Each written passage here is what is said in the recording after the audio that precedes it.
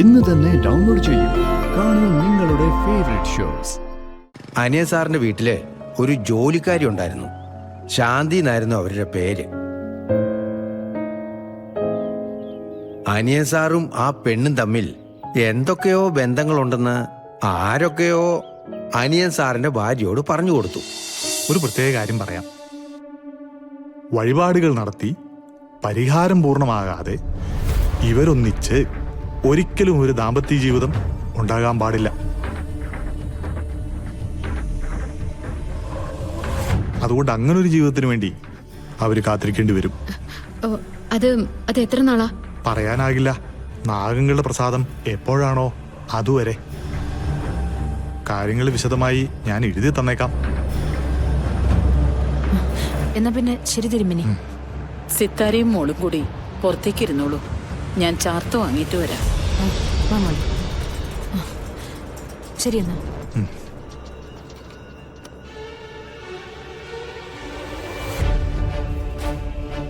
തിരുമേനി മാപ്പാക്കണം. അവരെ രണ്ടുപേരെയും അകറ്റി നിർത്തേണ്ടത് അവരുടെ നന്മയ്ക്ക് വേണ്ടിയാണ്. അതുകൊണ്ടാണ് ഒരുമിച്ചുള്ളൊരു ജീവിതം ഇപ്പൊ ആരംഭിക്കരുതെന്ന് അങ്ങയോട് കള്ളം പറയാൻ ഞാൻ ആവശ്യപ്പെട്ടത്. അത് തെറ്റാണ്, പക്ഷേ മുന്നിൽ വേറെ മാർഗമില്ല.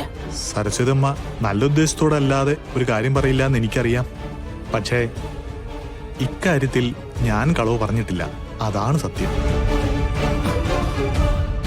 ഞാൻ അക്കാര്യത്തിൽ പറഞ്ഞതെല്ലാം പ്രശ്നത്തിൽ തെളിഞ്ഞത് തന്നെയാണ്. സത്യം പറഞ്ഞാൽ നവീൻ ആ കുട്ടിയുമായി ഒരു ജീവിതമില്ല. അത് ദൈവങ്ങൾ നിശ്ചയിച്ചതാണ്. നിർബന്ധമായി നടത്താനാണ് ഉദ്ദേശമെങ്കിൽ അത് മരണം വരെ വിളിച്ചു വരുത്തുന്നതിന് തുല്യമായിരിക്കും. തിരുമേനി, മുമ്പ് പറഞ്ഞത് ഞാൻ വീണ്ടും ആവർത്തിക്കുക. കളരിക്കലെ നാഗശാപം വ്രതമെടുത്ത് തീർത്ത കുട്ടി ആരാണോ അവൾ തന്നെ ആയിരിക്കണം നവീന്റെ ഭാര്യ. അല്ലാത്തതൊന്നും ചിന്തിമല്ല.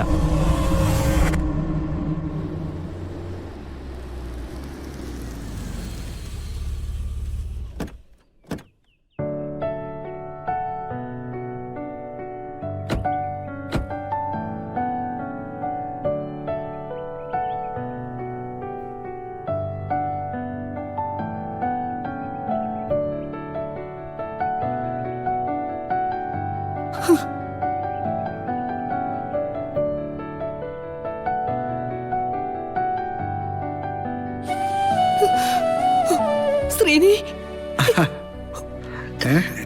ചേച്ചി മോനെ,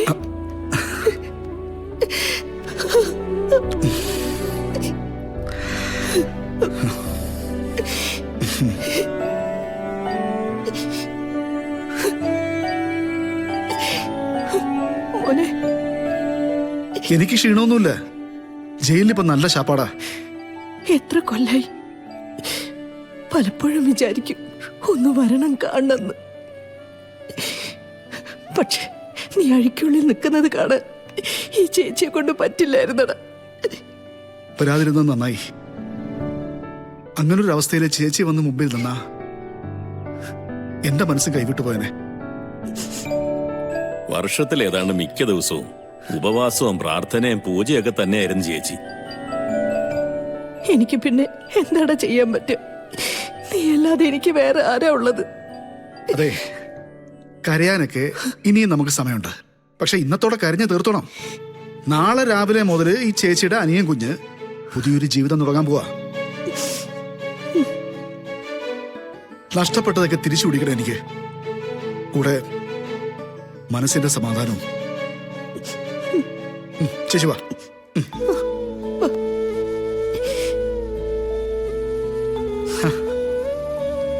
അല്ല, എന്താ എനിക്ക് കഴിക്കാൻ ഉണ്ടാക്കി വെച്ചിരിക്കുന്നേ? നിനക്ക് ഇഷ്ടപ്പെട്ടതൊക്കെ ഉണ്ട്. ഓണവും വിഷുവൊക്കെ വരുമ്പോ നിനക്ക് ഇഷ്ടമുള്ള ആഹാരത്തിന്റെ കാര്യം ഓർക്കും. ചിലപ്പോഴൊക്കെ അതിനു വേണ്ടി അറിയാതെ തയ്യാറാക്കിയിട്ടുണ്ട്, പിന്നെ മാറ്റിവെക്കും. അതിനെന്താ, ഇനി എന്നും ഓണം തന്നെയാ. ഇനി ഞാനിവിടെ ഉണ്ടല്ലോ. സാറേ. ആ, സുഖമാണോ ശങ്കരേട്ടാ? ആ, പിള്ളേരുടെയൊക്കെ അവസ്ഥ എന്താ? മൂത്തോളെ കെട്ടിച്ചയച്ചു. അവളങ്ങ് ഏറ്റുമാനൂരാ. ഇളയവനും ജോലിയുണ്ട് സാറേ. താലൂക്ക് ഓഫീസിന് പ്യൂണാ. എല്ലാവരും അങ്ങനെ സുഖമായിട്ട് ജീവിക്കണം. ആ, അത് മതി. എല്ലാരും ഒന്ന് കാണണം ശങ്കരേട്ടാ. സൗകര്യം പോലെ നമുക്കൊരു ദിവസം വീട്ടിലോട്ട് പോവാം. ഓ ആയിക്കോട്ടെ.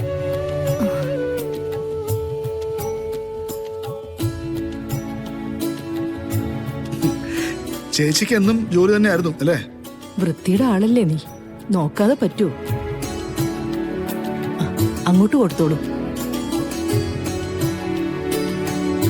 നമ്മുടെ അവിടെ ജോലി ചെയ്തിരുന്ന കല്യാണി ഓർമ്മയില്ലേ? അവരുടെ മോള. ഇവളിവിടെ നിൽക്കാൻ തുടങ്ങിയിട്ട് 3 കൊല്ലായി. അമ്മ അമ്മയ്ക്ക് കാലിന് ഒട്ടും വയ്യ, അധികം നടക്കാനൊന്നും പറ്റില്ല, വീട്ടിൽ തന്നെയാ. കല്യാണി ചേച്ചിയുടെ കൂടെ ഇവളിവിടെ വന്നിട്ടില്ലേ? പിന്നെ എത്ര പ്രാവശ്യം. ഇവളുടെ കല്യാണത്തിന് ഞാൻ മൂർത്തിയോട് പറഞ്ഞ് വേണ്ടതൊക്കെ ചെയ്തിട്ടുണ്ടായിരുന്നു. ഇപ്പൊ അവൾക്കൊരു കൊച്ചും ഉണ്ട്.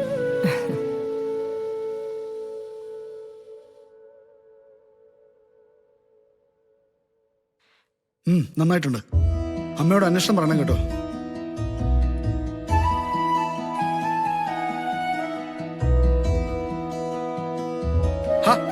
താനിതെവിടെ പോടും? നിങ്ങൾ ചേച്ചിക്കും അനിയനും ഒരുപാട് സംസാരിക്കാനുണ്ടാവും. ഞാൻ ദേ പറമ്പിലൊക്കെ പോയിട്ടൊന്ന് നോക്കിയിട്ട് വരാം.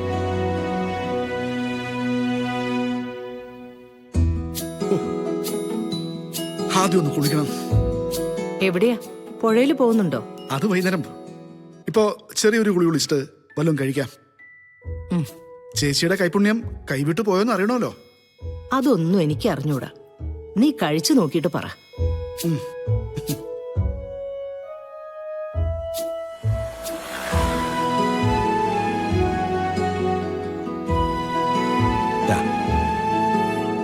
ചേട്ടാ, ഈ നാട്ടിൽ ആരോട് ചോദിച്ചാലും അനിയൻ സാറിനെ കുറിച്ച് നല്ലത് മാത്രല്ലേ പറയാനുള്ളൂ. പിന്നെ സാർ എങ്ങനെ ജയിൽ പൊള്ളിയായത്? എന്താ ശരിക്കും സംഭവം? അത് മോളെ, അനിയൻ സാറ് പണ്ട് ഇവിടുന്ന് സിറ്റിയിലേക്ക് MBA പഠിക്കാൻ പോയതാ. അവിടെ വെച്ച് അനിയൻ സാറ് ഒരു പെണ്ണുമായി ഭയങ്കര ഇഷ്ടത്തിലായി. ആ പെണ്ണ് ഒരു അനാഥ പെൺകുട്ടിയായിരുന്നു. അങ്ങനെ ഇഷ്ടം കടുപ്പത്തിലായപ്പോ അനിയൻ സാറ് അവരെ കല്യാണം കഴിച്ചു. സിറ്റി തന്നെ താമസവും തുടങ്ങി. അന്ന് അനിയൻ സാറിന് സിറ്റിയില് ഒരുപാട് ബിസിനസ് ഉണ്ടായിരുന്നു.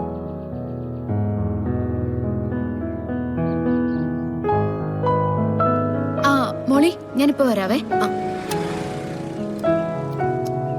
എന്നിട്ട്